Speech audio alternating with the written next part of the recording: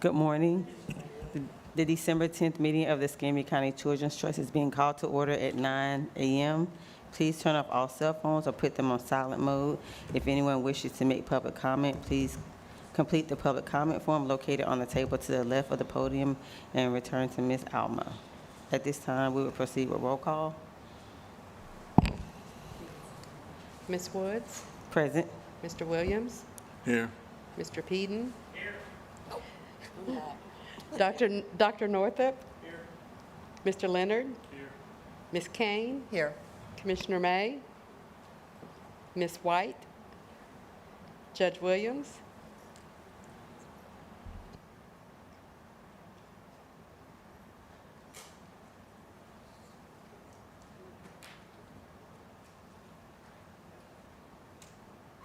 Thank you, Mr. Williams. Would you please lead us in the pledge?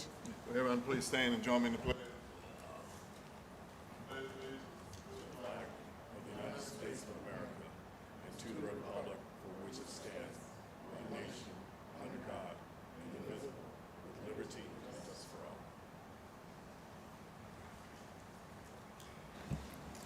Thank you.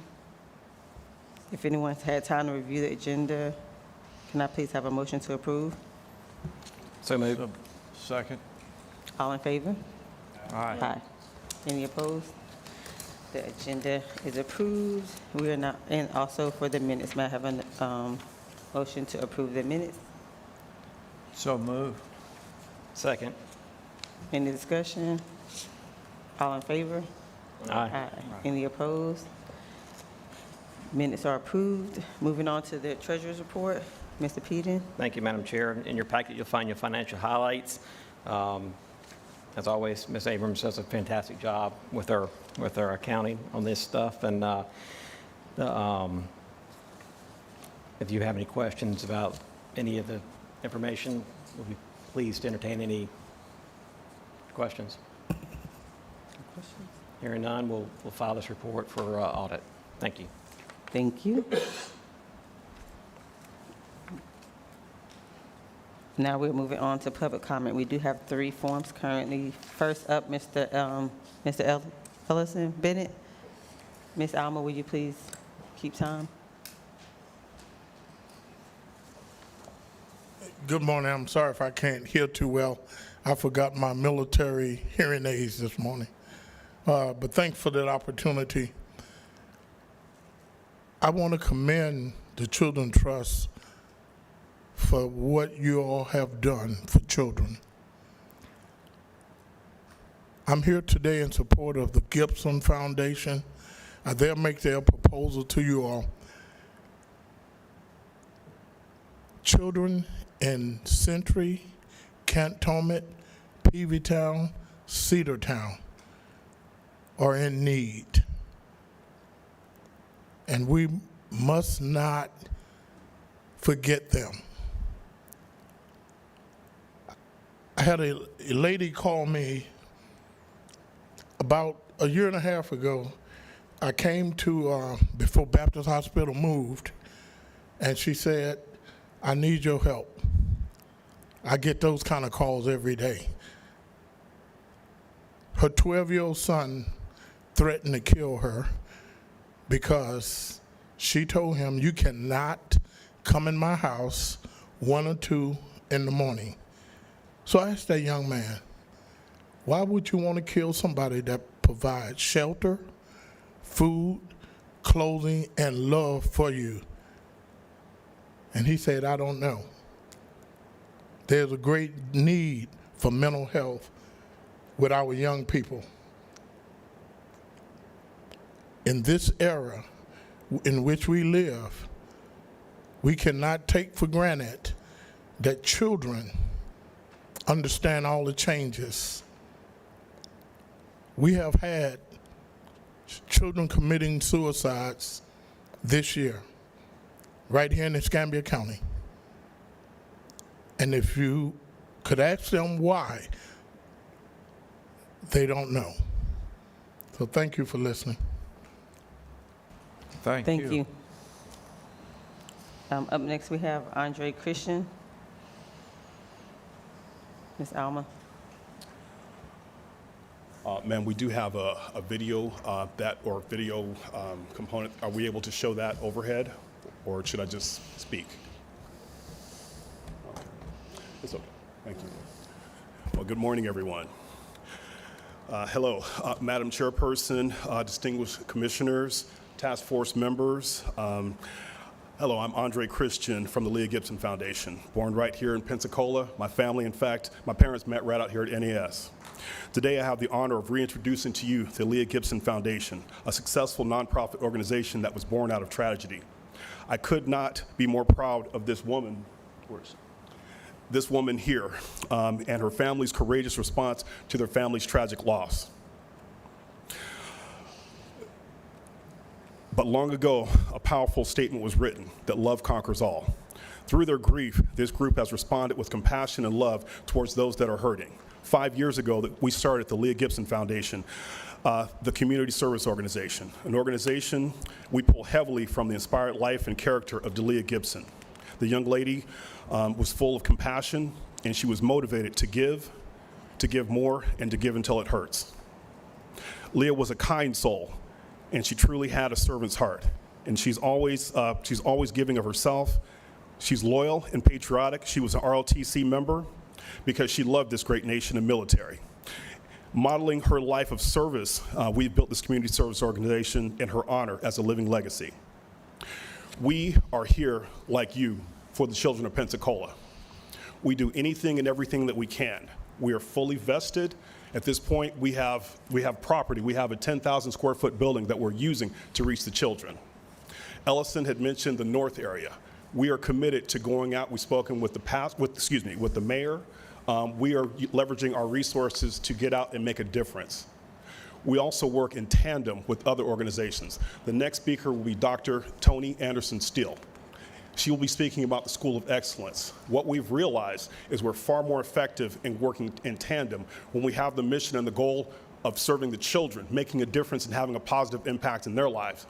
So what we've done is we partner with her and other organizations to make a better use of resources, to be fiscally responsible, and to serve more people. We're going to have a profound and positive impact here in Pensacola, and we need your help. We've maximized and utilized our resources, and we're here asking that you support and approve our budget. We do have the paperwork. We have proposals that we'll leave with you. And again, it goes into greater detail than I could certainly do in 3 minutes. But we're here for the children. We've proven ourselves faithful and loyal for the last 5 years as a newer, well, it's not new. A lot of organizations don't last 5 years, as you know. We've done well. I wish you could see the smiles on the children's faces. It's like the MasterCard commercial says, it's priceless. We're having a positive impact, and we're here to partner with you to have a greater impact for the children of Pensacola. Thank you. Up next, we have Dr. Thomas. Dr. Anderson Steele. Well, good morning. I hope I don't seem discombobulated. You know why? Because we went through 3 different seasons yesterday, and tomorrow is going to be cold again. I don't know what to wear. I did my best. But let me let you know that I am a recent retired as of October 1st from Pensacola State College, and I love students. I love teaching. I love making things happen in their life that they never thought that they could make happen.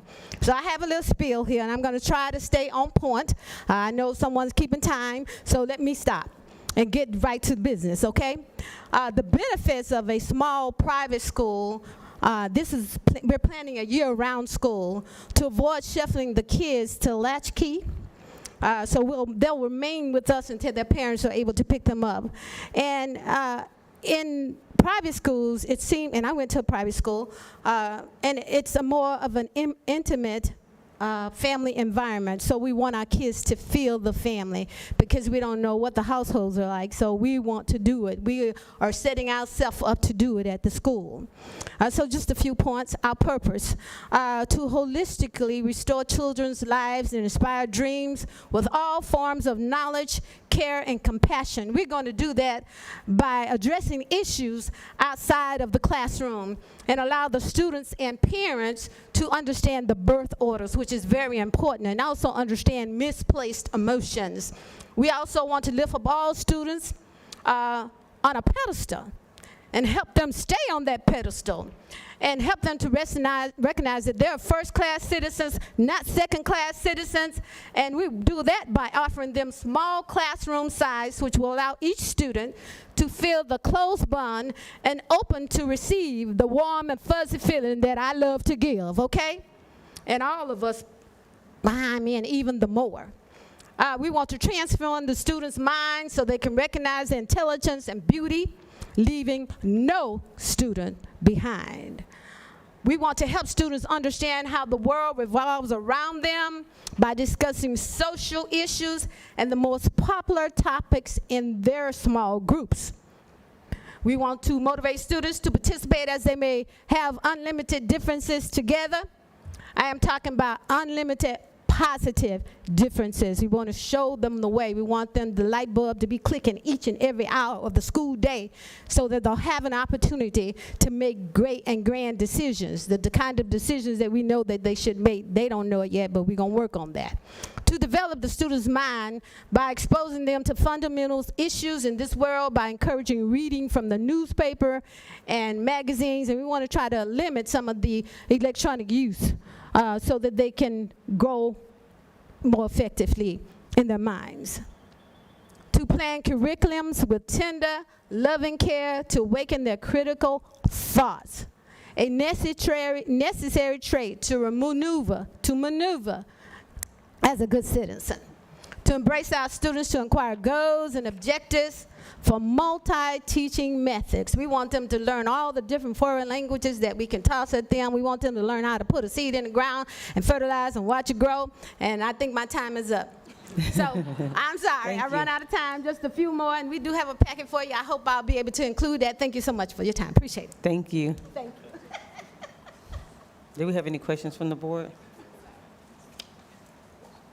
Yes, I had a couple of questions, and probably to Ms. Cannon. Feedback was given to this group when they put in before, and I just want to say that I've visited their facilities. I'm very impressed with what they are trying and attempting to do, and the efforts and the commitment that I've seen from the staff, and I'm impressed with them. So I just want to make sure that they had all the feedback that they needed to reapply whenever that time frame is. So. Well, this will be our first thing that we've seen since we've talked before. So our process, of course, is to vet this and go through this with them and bring it to program committee, which will be our opportunity to really dissect it, see what we're asking for. Does it meet parameters for sole source? This might be a great opportunity for our CARE grant that's coming up in January. Let's see where it fits. I think that would be the best course of action, and it's, of course, part of our policy and how we do that. And once it's recommended from the program committee, it will come before the board in whatever capacity the Leah Gibson Foundation decides to go. So. And I'd just like to hear more how you would service the North End, and we know that is a concern. The transportation and being spread it out has always been a problem of trying to get up there with the trust fund. So just give me a little synopsis of how you can help on the North End. Right off the bat, because again, we did anticipate the need of that area, we've purchased a bus. So, and in speaking with some of the officials in that area, close to the Century area, which we kind of consider as a hub of the north part, again, we're planning activities to where we can go out there, and also with the bus, we can bring them to our facility if they're not able to reach us. Written into the proposal is for another van, so that we would have two vehicles as well as staffing to go up there.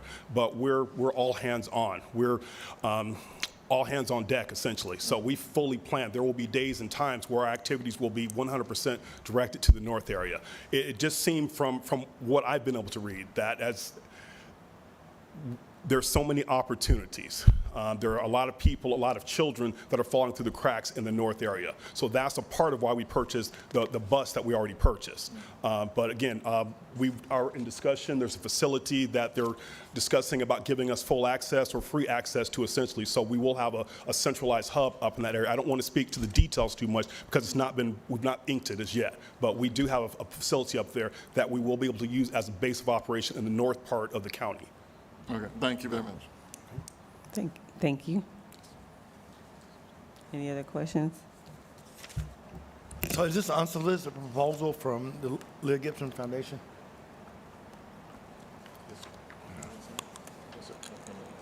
Oh, good. Well, good to see y'all. Lumen, As my colleague, I was maybe come out and Mr. see David what didn't hear y'all. your question. Huh? He didn't hear your question. What was your question? I simply asked, was it a unsolicited proposal that they were presenting as a request for funding? They were just speaking during their 3 minutes, and then Lindsay said she would review it and see if it meets. So have they submitted a proposal for funding? No. So y'all hadn't submitted anything? We have a proposal to submit today. Excuse me? We do have a proposal to submit, sir. So you will submit? You hadn't, but you will? We had actually, we'd gone through the process previously, and we're unsuccessful at that point, so we reworked it, of course, and we're ready to resubmit the. Okay, so I guess my question is, Glenn, they submitted an unsolicited proposal and it was denied, or has it not been reviewed, or what's the status? There was one before where we were working on this and it didn't meet the sole source. It was more of an after-school program that had similar elements. So we've been talking about this over a period of time and what that looks like and what they really want to target. So like I said, I haven't looked at this, so I don't know what the new formation is, but our process is, of course, to go through it and work with them and bring it to program committee for review. Commissioner Mays, again, one of the differences from the first proposal that you'd seen is we're working in tandem with the School of Excellence with Dr. Tony Anderson Steele. So that's one thing, again, utilizing resources better, more comprehensively, again, actually placing a school on our facility. So again, it was an after-school program before, now we'll actually have a school on our campus.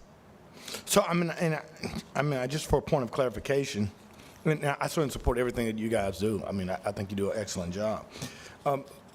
An after-school program would have to go through the competitive bid process unless you were doing something unique that allowed for you to do an unsolicited proposal. So I'm just trying to find the clarification. Are you doing something that's unique that would allow for you to do an unsolicited proposal versus having to wait through the grant cycle of an after-school program? So the Leah Gibson Foundation is going to be more than just an after-school program. Outside of just a school that we plan to provide with Dr. Tony, we're going to be actually putting in a curriculum for the kids for trades, entrepreneurship, communications. It's going to be a facility focused on the growth of the youth from kindergarten to 18. So it's not just an after-school program. It's a year-long school system in which we're trying to advance their literacy, decrease crime by putting them in a position to be at a location regularly. So it's a little bit more than just an after-school program. And as I'd mentioned again, we will have a school on campus. Dr. Tony Steele, Dr. Anderson. Already registered with the state to start the school, so we have a location now, and we've completed everything that we need to do with the state, except have the health department come out and view the site, and the fire department come out. So we're ready to open this school in August of 2026, 25. So, Liz, you hadn't had an opportunity to vet this at all. I would assume you're just getting it. No, sir, but I have been out to view the facility, so I know where they're talking about, and looked at some of the other opportunities that they have around tech, but that was more from the after-school side of it when I was there, so this is new. So no, I have not had the opportunity yet to read through this and meet with them regarding their new project. And Coach Williams, I know you and I both have spent some time out there. I just want to give y'all the right guidance. Whether you fit the criteria for unsolicited or do you need to wait until we have a competitive bid. So I would implore you to get with staff to see if this is something you can submit as unsolicited for this board to consider? Or do you have to just wait till the process of the cycle of when we put out an RFQ and RFP? And so I can't clearly see, what it is. I mean, whether it's unsolicited or whether it's a program that it's one of the categories that we are going to put out. But I do think you guys are doing great work, and you'll find my support either way or whenever you submit. But I think that you got to make sure that you submit it in the right category and at the right time. Commissioner Mays, thank you.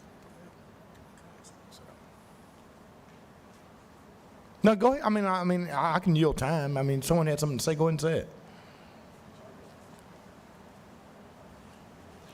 Is it being, are you considering this unsolicited because we haven't submitted a updated? No, application? I'm not considering anything. What I'm recommending is that you get with staff to find out what category you can submit on. So whether it be unsolicited, unsolicited will be that you're the sole source, that no one else is providing this service. And you're doing something that's unique that no one else is doing. If you fit a criteria, and Lindsay, you can help correct me, an after-school program that we put out and there are competitive bids, then it has to be a competitive bid. And that you have to submit and get scored and go through a grant committee and all of those things. And then there's a cycle for that in which, this board decides when we're going to put it out. I don't want to waste your time. And nor do I want to mislead you. I mean, because I think that you guys are doing great work. I've been out there. I mean, quite frankly, but we have to fall within the confines of whatever restrictions or laws or ordinances or policies that we have. But I think Lindsay's going to get with you guys and kind of walk you through it. And I look forward to you submitting. Madam Chair, may I ask a question? Did I understand that you all said you currently have a van or a bus and your budget proposes a second van so that you would be able to gather? I'm going to reflect back on the prior speaker's comments, and I've got a deep interest, I know several of us do, in areas north of I-10, all the way up into Century and Barth and those areas, and serving, distributing some of our funding, and really providing services to children up in that area of the county who have needs as great, maybe not as concentrated, but the needs exist every bit as greatly as they do in Pensacola proper or metropolitan Pensacola. And I'm very interested in any program that's going to extend our outreach into that northern part of the county, and wonder if you all could comment on that. Yes, sir.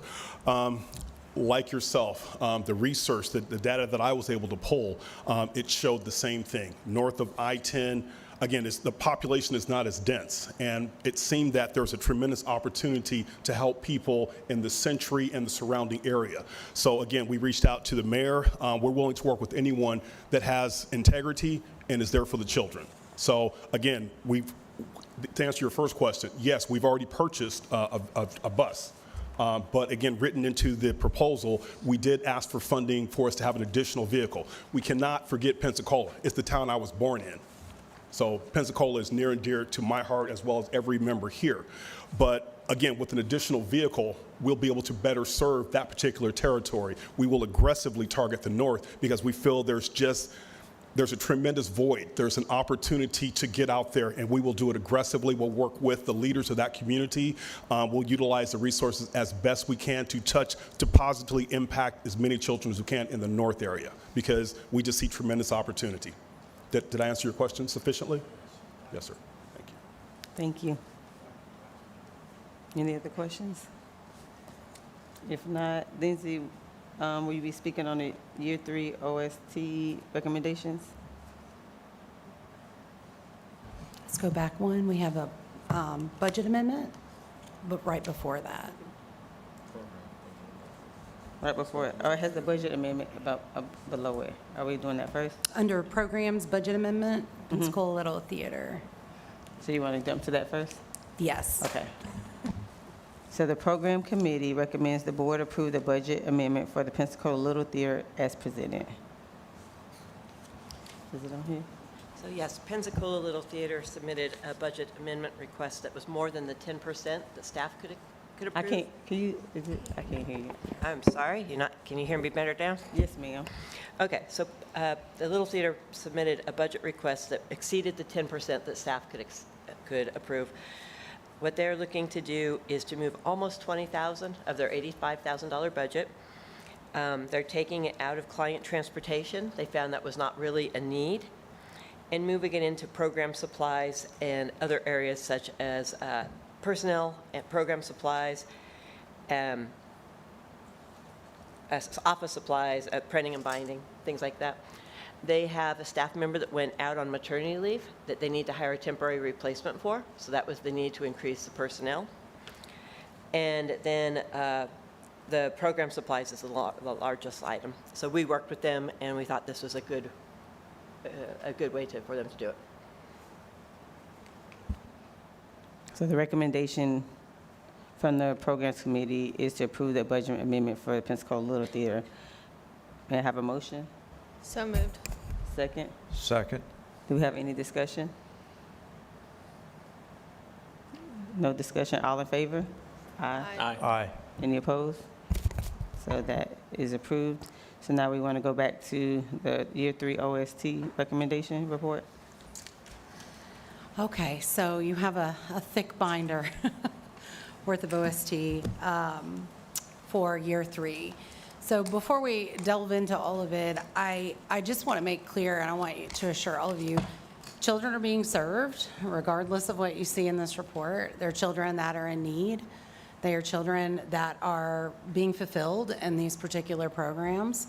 But we do have to look at this from a financial standpoint, a perspective of what was proposed versus what's being provided. So what you're seeing in here is not necessarily outcomes, because we're going to look at that in May. What you see here is dosage and financial related to what was, what they applied for initially, or what we have gone in and done a change of scope related to. So when we went through this, it's been a really painstaking process. We have different levels, and that's something that I don't think everyone, especially the public, really understand. When this was funded, it was funded with varying levels of service to children. So we have traditional after-school-like programs that are 2:30 to 5:30, 6 o'clock, Monday through Friday, that do a variety of different things from tutoring to enrichment to, field trips, all of those things, and do summer programming as well. Then we have what I call kind of like our specialty programs. They're more of overlay type of programming, or that might be one day a week. So some of our arts programs, some of our STEM programs come in and they work with children on a weekly basis. We have also like Covenant does their camps, so those are situational for a certain period of time. Looking at that, and then we also have just summer that was proposed. And so it was really more of a systemic approach. We talked about this back March 20th, and I know all of you remember that so clearly. But we did talk about what this kind of looked like as I was trying to figure out what the system really looks like for what we have funded. And so, so you're not going to see apples to apples in every single part of this. You're going to see apples to oranges to bananas, and that's okay for now. We will be looking at this very differently as we release an OST going forward for year 4 to have some metrics that are for everyone to achieve. So in here, we do have 4 providers that have had some challenges. The rest we are recommending moving forward with for a year 3. That means they're meeting their financial obligations, they're meeting their data obligations, and they're meeting their dosage that they promised.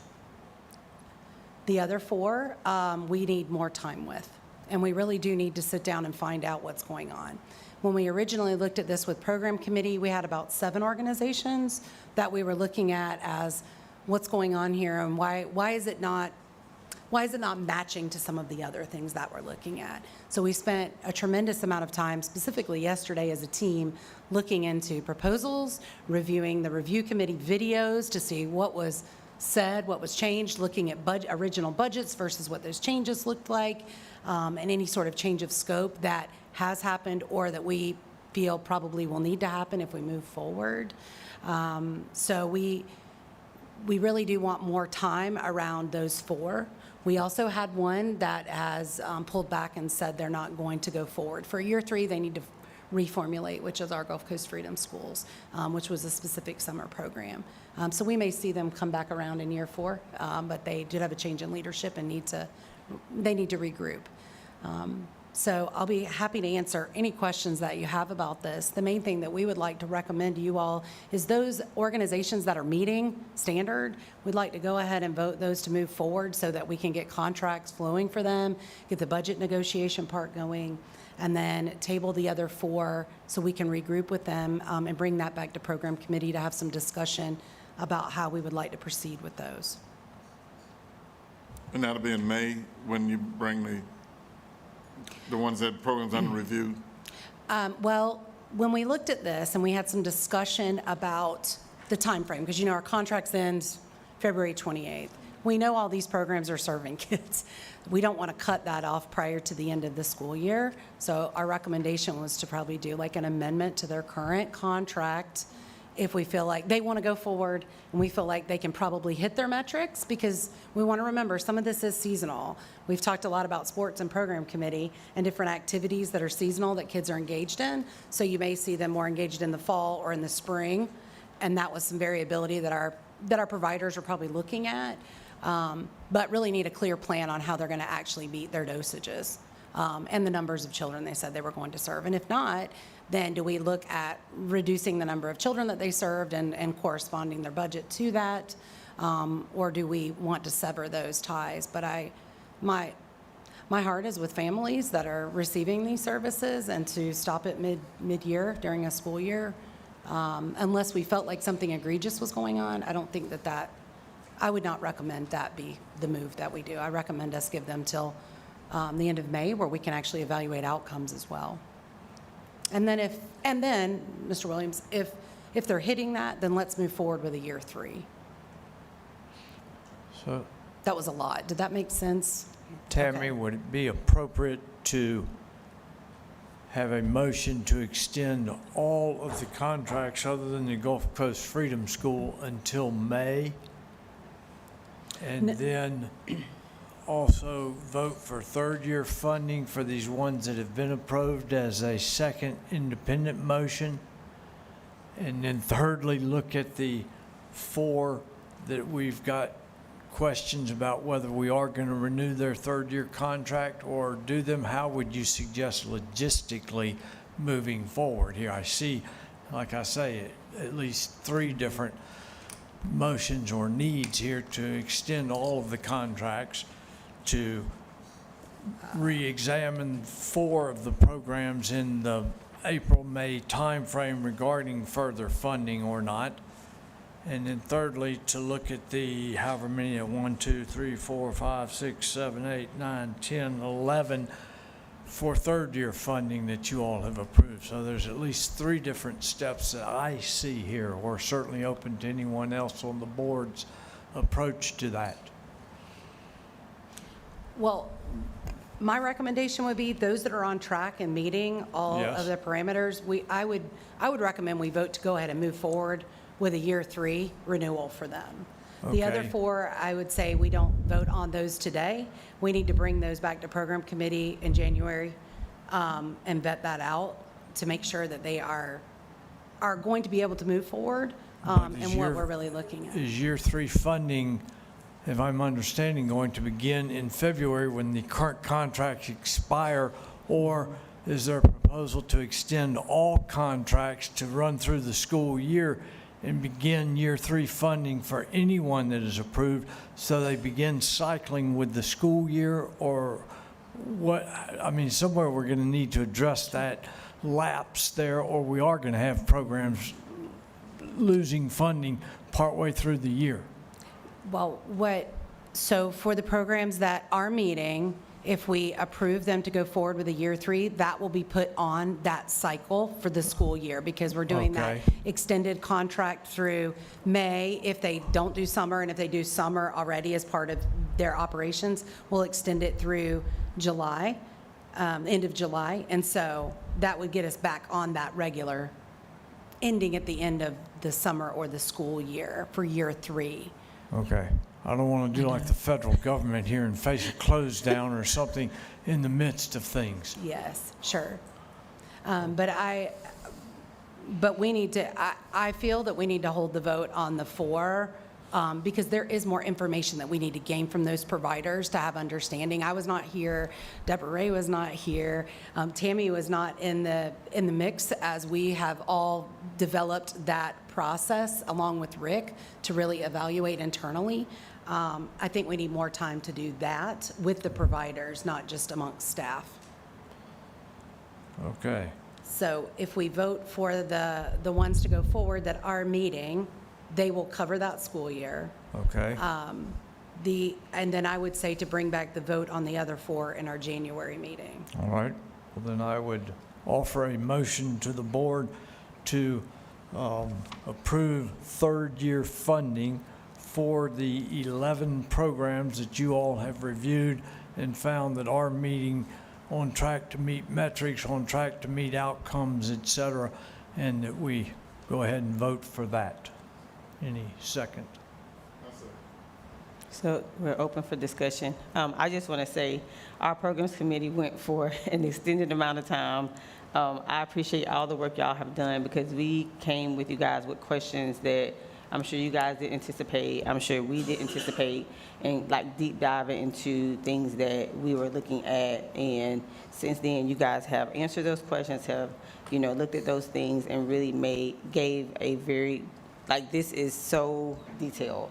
Like, if you were not at our programs committee, you could look at this and you would definitely, like, almost everything I know that we talked about is in here. And I know this was a lot of work because it's not, like you said, apples and apples. Everybody is different, and I commend you guys because I know the questions I was asking were not easy questions to answer.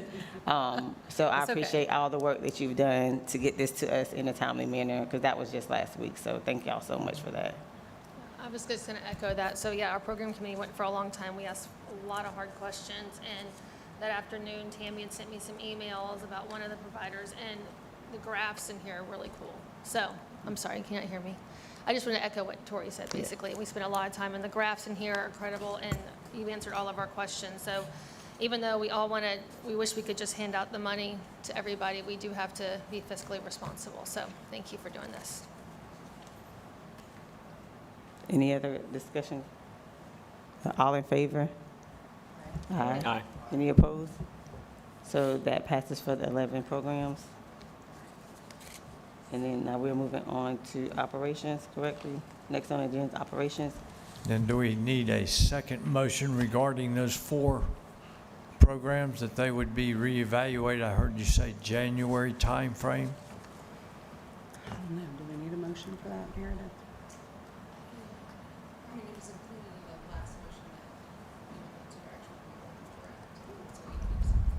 Don't need a second motion. Okay. So next on the agenda is operations. As the chair of the Personnel Committee, I would like to report that we met on Thursday, December 5th, to review performance evaluations of our Executive Director, Ms. Cannon. You will see in the summary and all of the evaluations in your packet. The committee was in agreement with Ms. Cannon. Ms. Cannon is doing a great job. We recommend extending her contract for another year. The committee also recommends approving a 4% budget merit increase for Ms. Cannon. And that budgeted 4% increase is already budgeted for the incoming year. May I have a motion? So move. May I have a second? And now, we have any discussion? Any discussion? Yeah, somebody second. We have any discussion? All in favor? Aye. Any opposed? None opposed? That is passed. Ms. Cannon, thank you for the great work you're doing, and you have the full support of the board. We're moving on to the executive director. Nope, we did that. Where we at? Well, I don't have a PowerPoint this Okay. time. Clearly, this is the PowerPoint for the last month. I really want to give kudos to this full team. I could not have done this. They really, Rick and Deborah, really, and Tammy have completed this team and taught me a lot. And so This is, and you'll see this also as we're working on our annual report, what this looks like for all of our programming as well, getting these type of wrap-ups for our annual report. So you'll see all of those outcomes for our sole source as well, and we'll have that by December 31st, but we're hoping before Christmas so that everyone has time to look at that.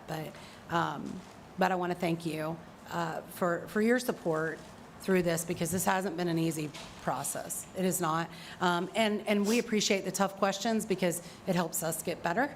And as we're making notes for year 4, what things that we want to do that would be fair to our providers as well as our organization and most importantly, our taxpayers. So thank you. So I don't know if all of you know, but this will be David Peden's last meeting with us officially. He has completed his 4-year term with ECT. I had a couple notes here for you. Yes. Your time has been hard, but things worth doing are usually hard. It's been an honor to serve with you over this last year because there's been so many challenges, but there's been a lot of accomplishments as well. And I'm going to borrow a line from one of my favorite movies, which is A League of Their Own. The hard is what makes it great.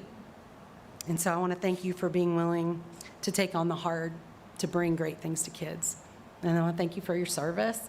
And I hope I can still call you randomly with, what do I do, David? What do I do? So thank you. Appreciate you so. And we have a thank little you. something for you as well. Thank you.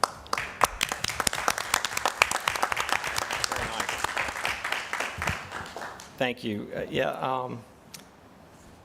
You know, it's mixed emotions. I mean, I'm completed my term December 31st, and I'll serve through then with the appointment. And I'm hoping the governor's office will appoint some folks to this board and keep moving. But I am grateful and humbled to serve on this board. I mean, it's crazy how fast 4 years goes. And going back to the beginning, when you're starting something up, and some of the folks here with Tori and Stephanie and Lumen and Dr. Northrup were, I believe, in the beginning, and countless meetings after meetings after meetings. And I mean, personnel or budget or this or RFPs, and just to get it off the ground, you just can't hire like you can in a normal business. You have to put it out for bid for everything you do, and it takes time and it takes effort. And there's also, during the process, tough decisions you got to make. But I believe that the people that served on this board in the past and the current folks here now, their heart's in the right place. And my concern, I think, I've thought about, you know, what happens when this comes up for renewal, and it's almost like it's too big to fail. You know, if I would tell the nonprofits to keep being engaged with the community, keep fundraising, keep your relationships close, and because if this goes away one day, you're going to be left with, oh gosh, what are we going to do? We can't afford to do it. We're going to have to close everything, and we can't be that big of a crutch to all the different partner agencies that we support. So I would encourage you to continue to be engaged and continue to fundraise, continue to talk about your mission and why it's important for your investors and your contributors. Lindsay, I want to thank you especially. It's made it an easier decision because I feel like if I walk away, we're in great hands. You've done a phenomenal job. You've done, you've righted the ship. And I think not only with this board, but also in the community, I feel like there's a different flavor in the air about what the trust is doing. And that's because of your leadership. So thank you very much. You've been a fantastic addition. And to the staff, Tammy Abrams worked with you so much with the budget. You are smart. Well, as my grandmother would say, you're a smart cookie. You are a smart lady that has made things very easy to follow, and it's a lot to keep up with. It's a lot of incoming, dealing with all this data. So thank you. Alma, you've been a great asset to the organization and somebody to lean on. When you need something, you call Alma and she'll take care of it. And she is in her heart's in the right place, I think, with this organization. You found a good home here. So I'm gonna miss seeing you. Richard, you're a computer genius with SAMUS and all this data in this report. I mean, we couldn't have done that without you. So continue to do good work for the organization. Michael, your communications has been stepped up, social media and everything you've done, you've been a great addition as well. And Deborah, you're new, and I had a chance to get to know you as well, but you've come with a great professional record at Pine Forest High School and throughout your career, and came highly recommended. So congratulations to you for joining this organization, and I think the team is in place to continue to do the work of this board and this community. And Meredith, we've been through a lot of interesting things through the years, but you are one competent, professional, and smart attorney. And this board is, I'm particularly grateful, and I'm sure the board is too, for your work and all the different nuances we have to do as a public body to make sure that we are in the sunshine, everything that we do is transparent, and our records are up to date, and all the decisions we have to make. So thank you as well. I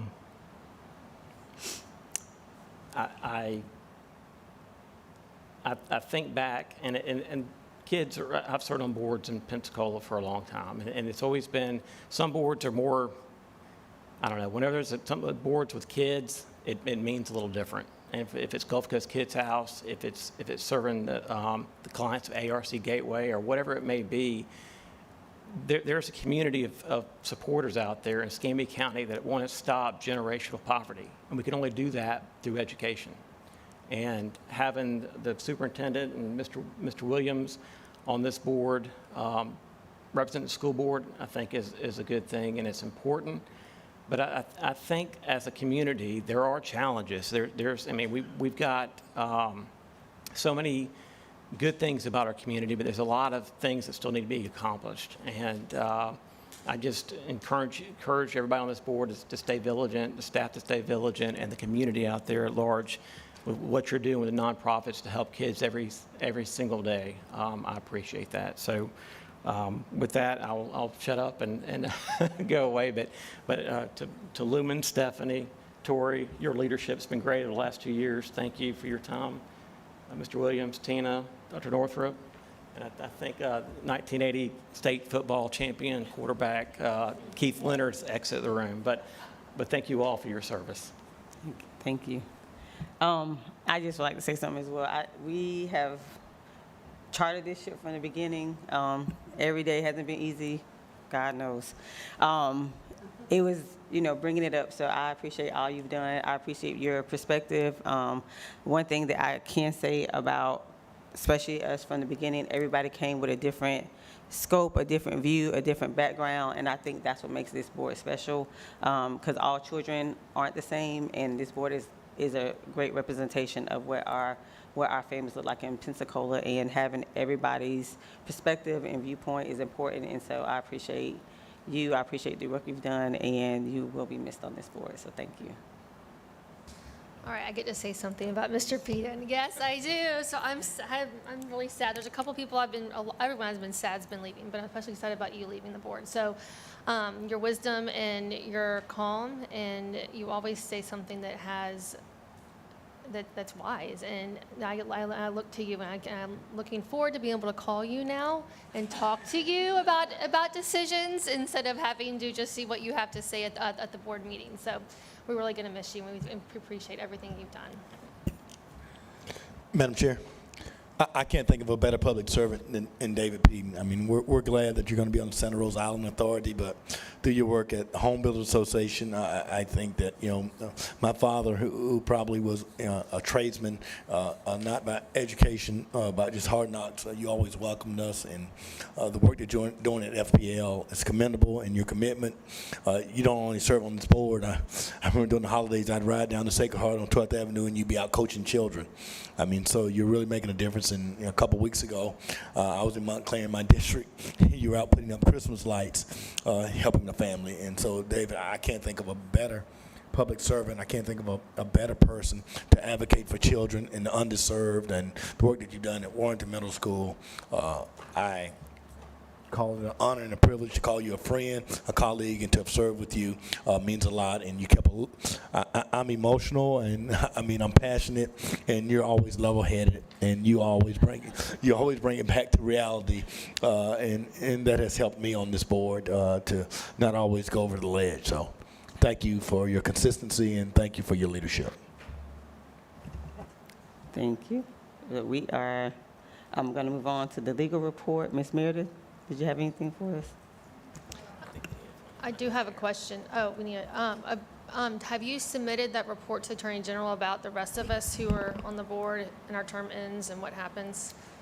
Yes, so we did receive a request back from the Attorney General asking for a legal analysis, and so that has been submitted, and we're just waiting for a response.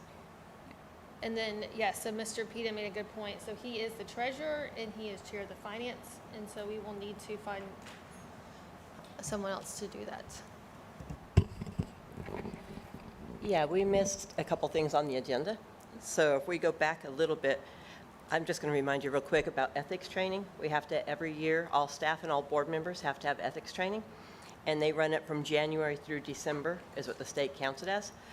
So I will be setting up new ethics training in January for staff, and any board members that don't receive it through your job and that need it, please let me know. We do it through the Florida Association of Special Districts. It's online. It's about 4 hours. So it's about 4 hours. So I can get that set up and established for anybody. I will reach out to each of you. I know there's a couple that already do it, so I won't need to do it for them. And then Alma was going to talk about the officers and committee members. Yeah, just wanted to give everyone a reminder, start thinking about our officers for next year. Ms. Woods comes off, this is her second year. We will have the chair, the vice chair, and the treasurer position open.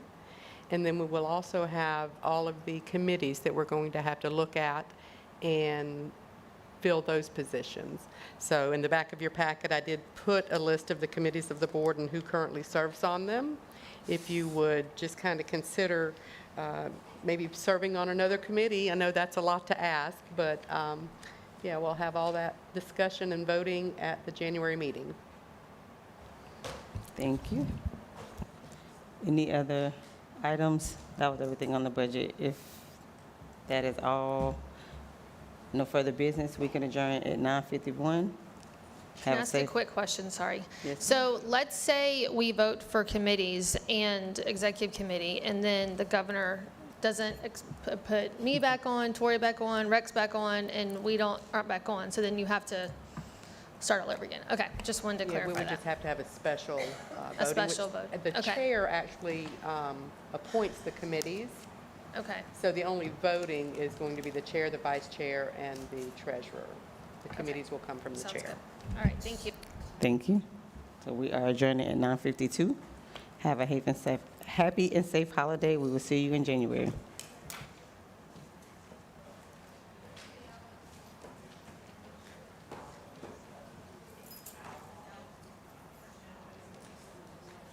Ms. Lindsay?